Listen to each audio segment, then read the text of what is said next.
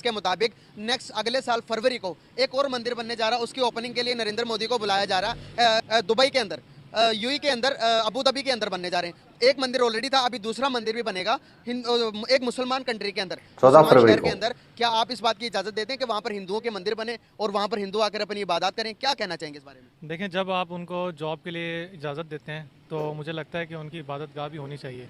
जैसे मुसलमानों की हमारे पास हर जगह कहीं भी हम जाते हैं तो मुसलमानों की इबादत गाह है, इसी तरह इंडिया का भी अपना राइट है, वो अपनी इबादत करें जैसे भी करें। तो इससे कोई किसी भी मुल्क को मसला नहीं होना चाहिए। अच्छी बात कही है, ये बड़ी अच्छी बात कही है आप।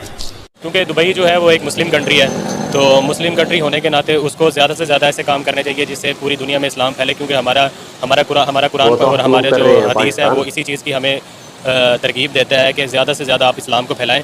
तो ये तो मेरे ख्याल से गवर्नमेंट को, दुबई की गवर्नमेंट को शर्म आनी चाहिए इस तरह के इकदाम पे, और हमें एज़ अ पाकिस्तानी और एज़ अ मुस्लिम इस इकदाम की शदीद मजम्मत करनी चाहिए। लेकिन सर, मजहबी आज़ादी तो हर एक का हक है।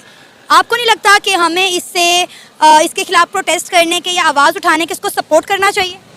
आपकी बात बिल्कुल ठीक है, लेकिन एक गवर्नमेंट लेवल पे, वो भी इस्लामिक कंट्री की गवर्नमेंट लेवल पे अगर ये काम हो रहा है तो उसकी बिल्कुल मजम्मत हम करेंगे। लेकिन हाँ, हिंदू भाई जो हैं, जो हिंदू लोग हैं, वो अपने पैसे पे बनाएं, जितना मर्जी यहाँ पे पैसा लगाएं। तो इसमें लेकिन जो है कि एक मुस्लिम कंट्री या मुस्लिम गवर्नमेंट अगर इसमें पार्टिसिपेट करती है तो वो मेरे ख्याल से काबिल मजम्मत है। सर, आपको पता है ये 27 एकड़ रकबे पर बनाया जा रहा है और ये पहला मंदिर नहीं, इससे पहले भी एक मंदिर का इफ्तिताह यूएई के अंदर किया गया था और इसका इफ्तिताह जो है कह रहे हैं 2024 तक कर दिया जाएगा।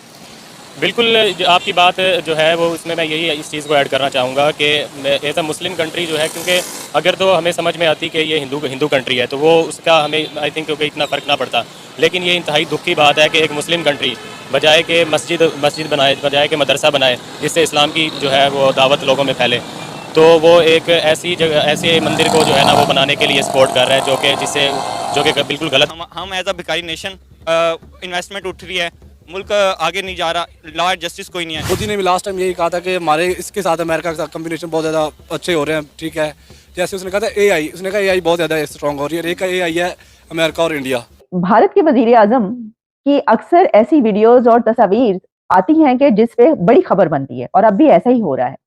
पहले हमने देखा था कि नरेंद्र मोदी साहब ने जब तेजस उड़ाया था तो उस वक्त वो यूनिफॉर्म पहनकर जब वो निकले थे और उनकी पिक्चर्स इंटरनेट पर आई तो इंटरनेट पर तो एक उधम मच गया। अब आप यकीन करें, शर्मिंदगी होती है क्योंकि इंटरनेशनल लेवल पर हमारे सियासतदानों ने हमारा इतना गंदा इमेज बना दिया है कि ये लोग तो हर मुल्क में सिर्फ मांगने के लिए जाते हैं, तो हमें एज अ भिखारी नेशन डिक्लेयर कर दिया गया है। तो इंडिया किसी के प्रेशर में क्या आएगा? अभी इंडिया लोगों को प्रेशर में ला रहा है। मुकाबला बिल्कुल नहीं कर सकते, नहीं करने पे आए, अगर ये कोशिश करें तो फिर हो सकता है। एक गैर मुस्लिम जो है वो मुसलमान को टेररिस्ट ही कहेगा ना। अच्छा, लेकिन हम लोग तो नहीं कहेंगे, हम लोग तो कहेंगे हमारे मुजाहिद हैं। वो इंडिया की तो पाकिस्तान की दुश्मनी तो आपको पता चलती रहती है। हमारी ये क्यों खबरें हैं कि हम लड़ रहे हैं, हमारे लोग मर रहे हैं, हम क्यों ऐसी खबरें हमारे पास नहीं आ पा रही, हम क्यों कंट्रीब्यूट नहीं कर पा रहे, हमारी डायरेक्शन क्या है? बैप्स वाला जो मंदिर है यूएई में जो मोदी जी इनॉग्रेट कर रहे हैं 14 तारीख को, यानी कि 14 फरवरी को, आपको पता है प्राण प्रतिष्ठा यहाँ पे 22 जनवरी को है। उसके बाद मोदी जी जाएंगे यूएई, यूनाइटेड अरब एमिरेट्स, जो कि एक मुस्लिम कंट्री है, वहां पे एक भव्य मंदिर का उद्घाटन होगा। आप दुनिया में देख लें, पाकिस्तानी शट अप कॉल देते हैं। क्यों देते हैं? हमारे काम ही ऐसे हैं। पाकिस्तानियों को शट अप कॉल देते हैं या पाकिस्तानी शट अप कॉल देते हैं? पाकिस्तानियों को मिलती है। ठीक है, ये अच्छा चले, मैं चला जाता हूँ यहाँ से कहीं किसी की दूसरी कंट्री चल जाता हूँ, ठीक है, वहाँ पे मैं चल फिर रहा होता हूँ, मैं अपना पाकिस्तानी सकाफत लेके जाता हूँ, ठीक है, और उन्हें पता चलता है ये पाकिस्तान, उन्होंने कहा चोर आ गए ने। मुल्क के अंदर हिंदुओं का मंदिर बनना चाहिए या नहीं बनना चाहिए? नहीं बनना चाहिए। नहीं बनना चाहिए? सर, क्यों नहीं बनना चाहिए और आप इसके बारे में क्या कहेंगे? अपनी खुल के राय दें जरा। ये हमारा मुसलमान मुल्क है, ये भी है, वो जारी बात दुबई है, वो आप सरकार के वसल्लम के शहरों का शहर है, तो वो नहीं होना चाहिए ऐसे। नमस्कार, स्वागत है आपका हमारी एक और नई रिएक्शन वीडियो में। आशा करती हूँ कि आप सभी स्वस्थ होंगे और हर रोज़ कुछ नया सीख रहे होंगे। भारत अपनी सांस्कृतिक विरासत के लिए और यहाँ की सांस्कृतिक धरोहरों के लिए विश्व प्रसिद्ध है।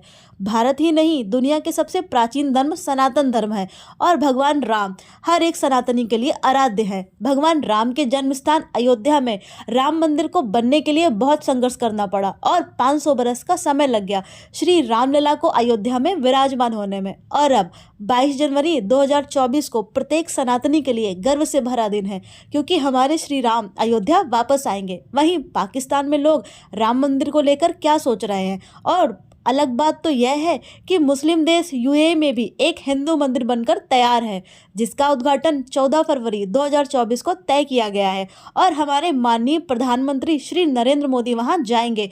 अब इस विषय पर पाकिस्तानी देश और मुस्लिम देश एक हिंदू मंदिर के बनने पर क्या सोचता है, चलिए देखते हैं। साथ ही आपकी क्या राय है हमें कमेंट बॉक्स में अवश्य बताएं।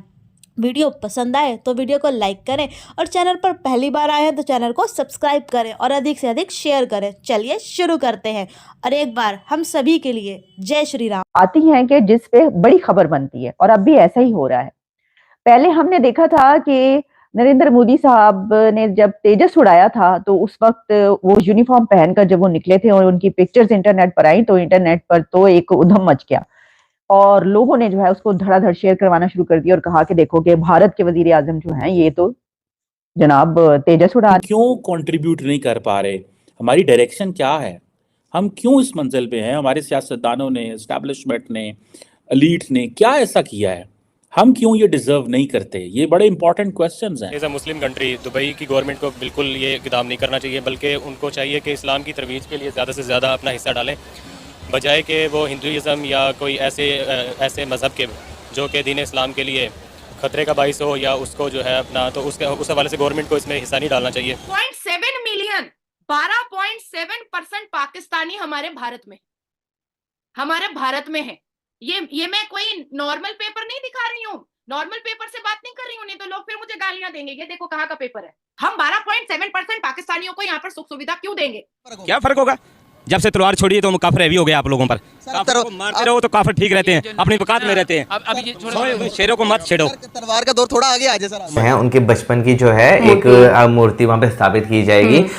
सीता जी जो है उनकी मूर्ति जो है वो नहीं होगी। उसके साथ साथ अगर देखा जाए तो भाई बाकी जो लोग हैं वहाँ पर अयोध्या के लोग हैं उन्हें बहुत ज्यादा इसका जो है डायरेक्ट भी आप कहें इनडायरेक्ट भी कहें अयोध्या और उसके आसपास के लोगों को जो है वो बहुत ज्यादा जो है इसका फायदा होने वाला है। नो डाउट अयोध्या में लोगों का जो एक लिविंग स्टैंडर्ड है वो मजीद बेहतर होगा, क्योंकि लाजमी बात है बाहर से जो है लोग जो आएंगे, जो टूरिज्म की अगर बात कर लें वो लाजमी बात है कुछ ना कुछ तो वहां पर जो है खरीदेंगे और लेकर जाएंगे, तो आसपास बिल्कुल बहुत ज्यादा जो है वो फायदा होगा।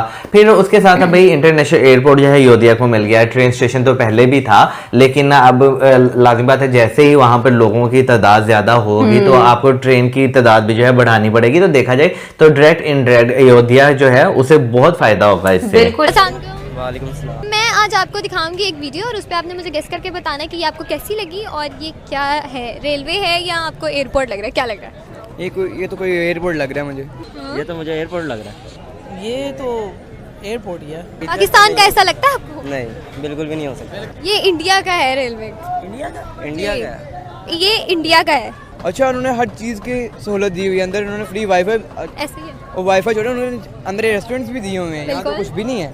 यहाँ तो एक छोटी सी टी बार बनी होती है जहाँ छपड़ी बैठ के पानी से वही पानी अंदर दे रहा है, वही पानी की चाय बना रहा है और साहब मलंग बैठे सुट्टे लगा रहे हैं। मलंगों का घर बना हुआ है एक्चुअली। उनका काम होता है मुंह में और जहाँ पे उंगलियां मारी जा रही होती है वही उसी से चाय बना। कहते हैं जायका उस चीज़ का आता है। ऐसे ही है। हाँ जी। पता है कि आप पाकिस्तान की जो रेलवे जो हमारा जाल बचा है पटरियाँ वगैरह वो भी गोरों की हुकूमत से ही बचा हुआ है। अब कैंट स्टेशन उधर आप जा रहे होंगे तो बार्टन वाली साइड से तो आपको रास्ते में नजर आएंगे कि वो पटरियाँ उखड़ी भी रखी हुई होंगी साइड में। और बाकी जो बात है आपने जो इंडियन का मुझे रेलवे स्टेशन दिखाया है ना, ऐसे तो हमारे यार पाकिस्तान के एयरपोर्ट्स भी नहीं है। आप मेरे साथ चले, मैं आपको एयरपोर्ट दिखा दूं। क्या अंदर जाओ तो बदबू आती बाहर बैठ के। और जो हमारा रेलवे स्टेशन है वो तो नशेइयों के अड्डा है, उनका घर है, वहाँ बैठ के चिल करते हैं। हाँ, घर है उनका। वो कहते हैं हमारे यहाँ अड्डे पे कोई ना आए, ये हमारा अड्डा है, रेलवे हमारी अपनी है। वो खुद चला रहे होते हैं। उन्होंने ज़ाती रखा हुआ है ना अपना, उन्होंने खरीद लिया हुआ है। उन्होंने कहा ये एक्चुअल में ही हमारा है। उनकी जो नॉर्मल ट्रेन होगी हमारी ट्रेन उस हिसाब से VIP है, जो हमारी VIP है उनकी नॉर्मल ट्रेन के बराबर है मेरे ख्याल से। क्या लगता है आपको कि ये इसमें क्या वजूहात हैं जो इतनी कमियां हैं कि वो भी हमारे साथ ही आज़ाद हुए थे, हम भी उन्हीं के साथ आज़ाद हुए, तो वो इतने अच्छे काम कर रहे हैं अपने मुल्क के लिए, इतनी डेवलपमेंट्स कर रहे हैं और हम क्यों नहीं कर पा रहे? नहीं, उनकी अगर देखी जाए डेवलपमेंट की बात की जाए तो वो हमसे है भी ज़्यादा है। और दूसरा ये है कि उनके लीडर, हमारे लीडर चूरन भेज रहे हैं दिन रात।